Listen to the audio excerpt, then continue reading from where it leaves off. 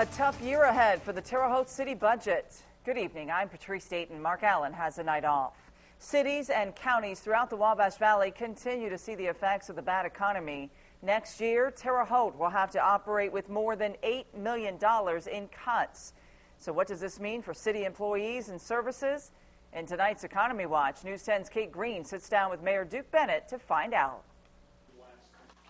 The city of Terre Haute is balancing the budget battle the best way it can. We've been able to really be prudent and proactive about this for the last couple of years, so far you haven't seen anything yet. But what you'll see in 2011 will be different. The problem is the rubber's meeting the road at the end of this year. I mean, this is the year we knew we were going to take the biggest hit. Next year, Terre Haute will operate with about $8 million less than before. Less money means big changes ahead. In fact, Terre Haute could follow in Vigo County's footsteps with employee buyouts to help offset costs. Just looking at all those options to be able to buy people out if somebody wants to take an early retirement. It's possible we may have to cut back some hours in certain positions next year. So everything's on the table, basically. The bottom line, the city has done all it can to cut costs without cutting people. From cutting less grass in city parks, tearing down fewer abandoned homes, to repairing only some city sidewalks. Mayor Bennett says employee buyouts are not on the table yet,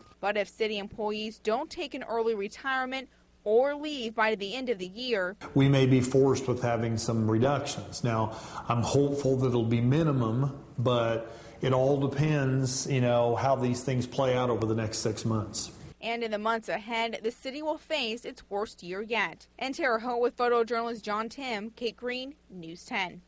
Mayor Bennett says the city is using all its reserve funds to get through the end of this year. But he says next year there won't be any reserve funds to use.